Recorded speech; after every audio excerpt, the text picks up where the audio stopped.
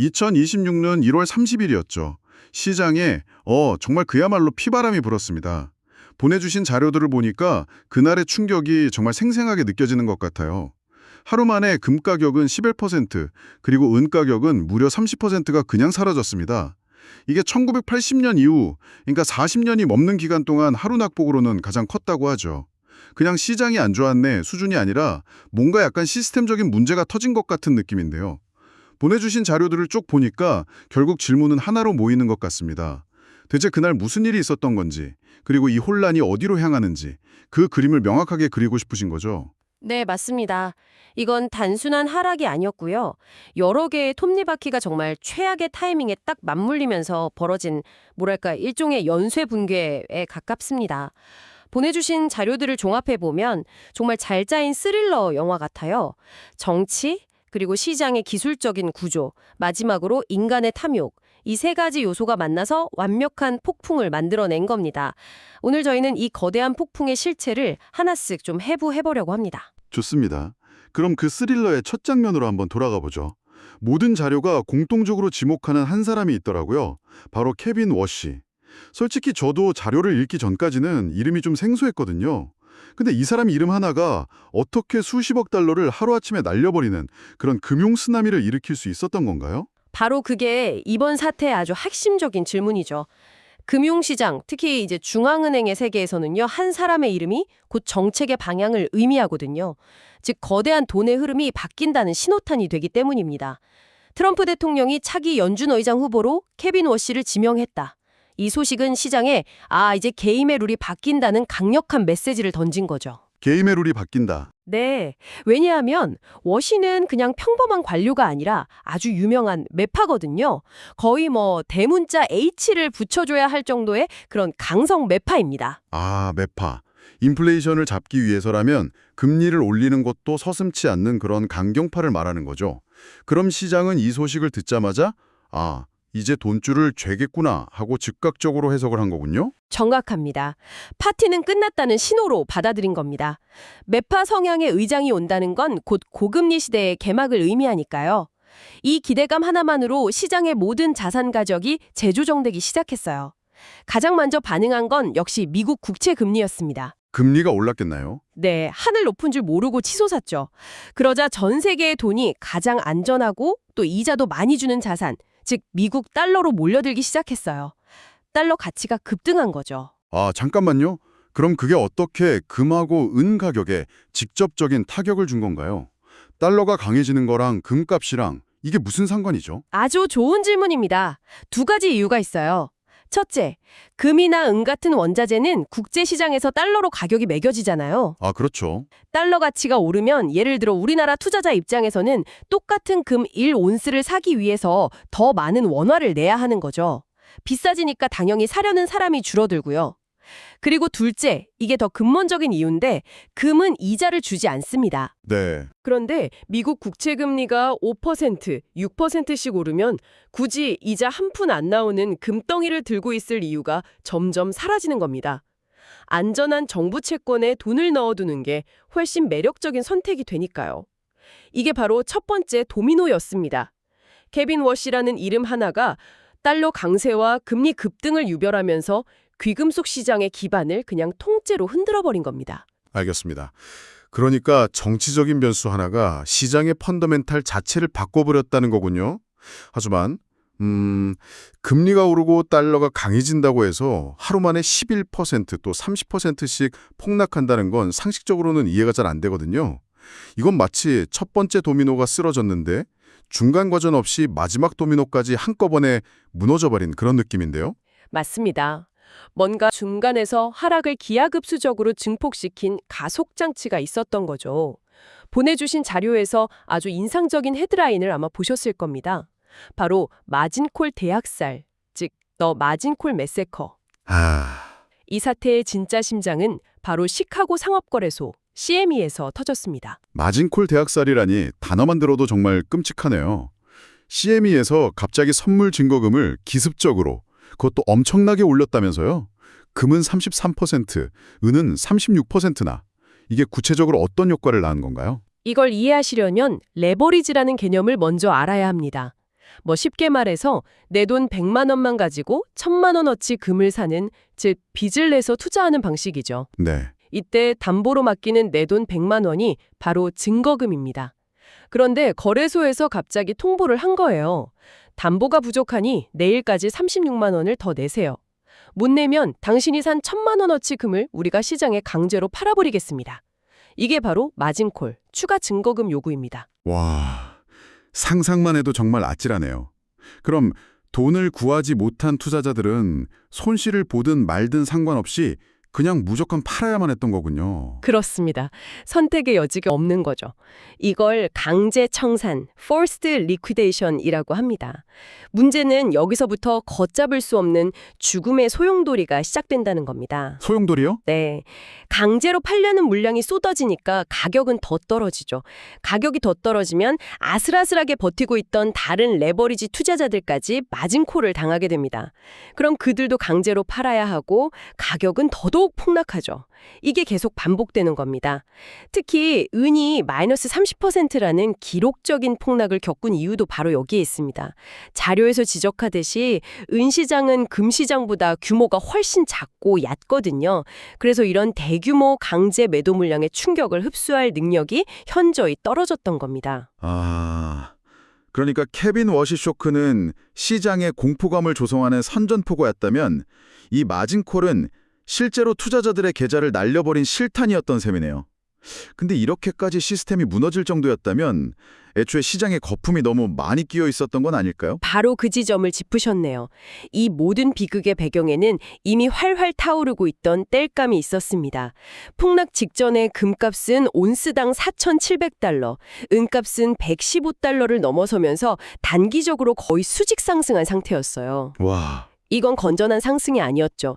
자료에 따르면 특히 중국계 자금을 중심으로 한 투기적 매수세, 즉 나만 뒤처질 수 없다는 포모 심리가 시장을 지배하고 있었습니다. 부모 심리라면 혹시 구체적인 사례 같은 게 있었나요?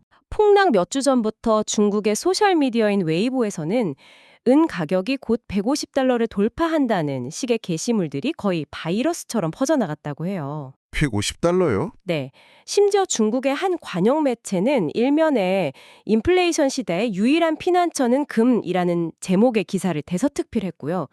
이런 분위기 속에서 전문 트레이더들은 이미 위험할 정도로 거품이 꼈다고 경고하고 있었지만 개인 투자자들은 빚까지 내면서 시장에 뛰어들고 있었던 겁니다. 와, 이제 그림이 완벽하게 그려지네요.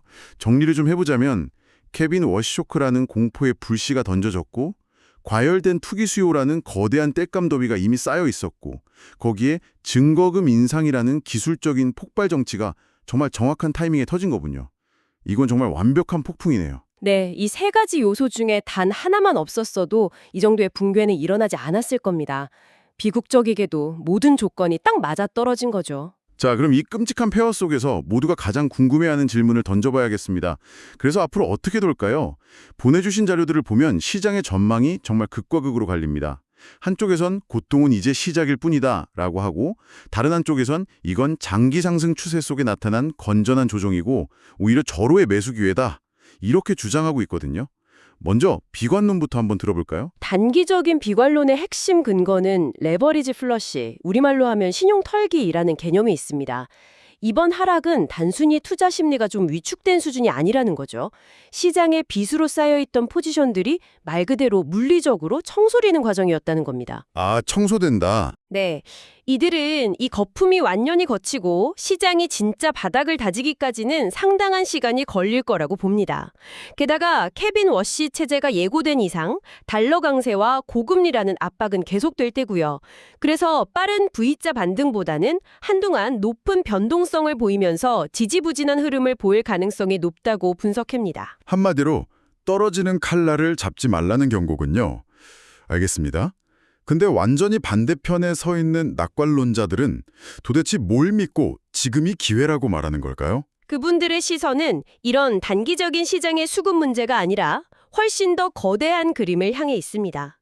이들은 이번 폭락을 상승장의 끝이 아니라 과도한 쏠림 현상을 해소하는 건강한 과정으로 해석합니다. 건강한 과정이요? 네, 즉 금과 은의 가격을 장기적으로 끌어올렸던 근본적인 이유들은 전혀 변하지 않았다는 거죠. 예를 들어 미국의 막대한 재정 적자가 해결됐나요? 아니죠. 전 세계의 지정학적 불안이 사라졌나요? 오히려 더 심해지고 있잖아요. 그렇죠. 각국 중앙은행들이 금고에 금을 쌓아두려는 수요가 줄었나요? 전혀 아닙니다.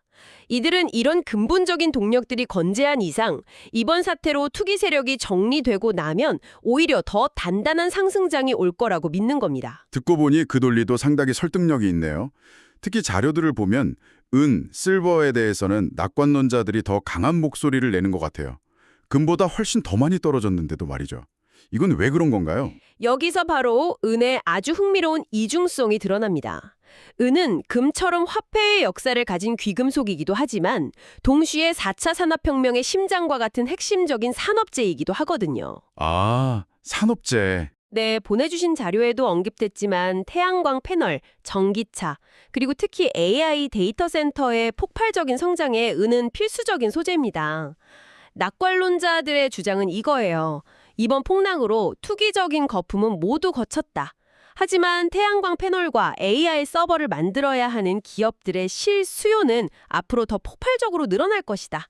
즉, 투기 수요가 빠져나간 빈자리를 훨씬 더 단단한 산업 수요가 채워주면서 가격을 강력하게 지지할 거라는 기대감. 이게 바로 은에 대한 장기 상승론의 핵심 근거입니다. 그렇군요. 단기적으로는 투기 때문에 더 고통받았지만 장기적으로는 산업 수요 때문에 더 큰 기회가 있을 수 있다는 거네요. 정말 상반된 시각이 팽팽하게 맞서고 있습니다. 그럼 지금 당장 무언가를 결정하기보다는 시장이 어느 방향으로 기우는지 가늠해 볼 만한 신호등 같은 게 필요할 것 같은데요. 자료에서도 영웅이 되려 하지 말고 시장의 신호를 확인하라 하고 조언하면서 앞으로 반드시 지켜봐야 할 2가지 지표를 제시했습니다. 네, 맞습니다. 지금처럼 안개가 자욱할 때는 나침반하고 지도가 필수적이죠. 시장이 진정되고 반등의 실마리를 찾기 위해 다음 2가지 지표를 주목해야 합니다. 첫 번째는 미국 10년물 국채금리입니다. 국채금리요? 네, 앞서 말씀드렸듯이 이자가 없는 귀금속은 국채금리와 시소게임을 벌이는 관계잖아요. 국채금리가 안정되거나 하락세로 돌아서야 귀금속의 상대적인 매력이 살아납니다. 만약 국채금리가 계속해서 고공행진을 한다면 귀금속이 본격적인 상승 동력을 얻기는 어렵다고 봐야 합니다. 경쟁 자산의 움직임을 먼저 살피라는 거군요. 그럼 2번째 신호는 뭔가요? 두 번째는 바로 달러 인덱스 DXY입니다. 이번 사태의 방아쇠가 바로 달러의 초강세였던 만큼 이 압력이 해소되는지를 가장 먼저 확인해야 합니다. 달러 인덱스가 상승을 멈추고 뚜렷한 하락세로 전환되는 시점, 그게 바로 귀금속 시장을 짓누르던 거대한 돌덩이가 치워졌다는 신호탄이 될 겁니다. 이 2가지 지표, 즉 국채금리와 달러 인덱스가 모두 안정되는 것을 확인하기 전까지는 섣불리 움직이지 않는 것이 현명한 접근법이 될 수 있습니다. 정리를 한번 해보겠습니다.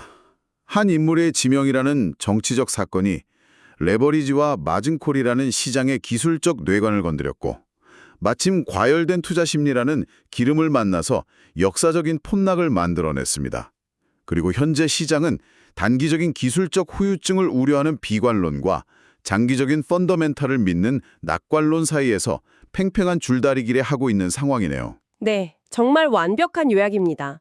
그리고 오늘 우리가 살펴본 이 사건은 단순히 시장 분석을 넘어서요, 우리에게 가격의 본질이란 무엇인가에 대한 아주 중요한 질문을 던집니다. 가격의 본질이요? 네, 자료들이 보여주듯이 선물과 레버리지로 움직이는 이 종이 페이퍼 시장의 가격은요, 우리가 실제로 손에 줄 수 있는 실물, 피지컬 금속의 가치와 완전히 분리될 수 있다는 것을 증명했거든요. 실제로 폭락 당시에 선물 시장에서는 은 가격이 폭락하고 있었지만 현실의 실물 은화 판매상들은 재고가 동나고 프리미엄이 폭등하는 기현상이 벌어졌습니다. 잠깐만요. 종이 가격은 폭락하는데 실물 가격은 폭등했다는 건가요? 바로 그겁니다. 그렇다면 스스로에게 이런 질문을 던져볼 수 있겠죠. 진짜 위기의 순간 우리에게 더 중요한 가격은 과연 어느 쪽일까요? 컴퓨터 화면에 찍히는 숫자일까요? 아니면 내 손에 줄 수 있는 실물일까요? 한번 깊이 생각해 볼 만한 지점입니다.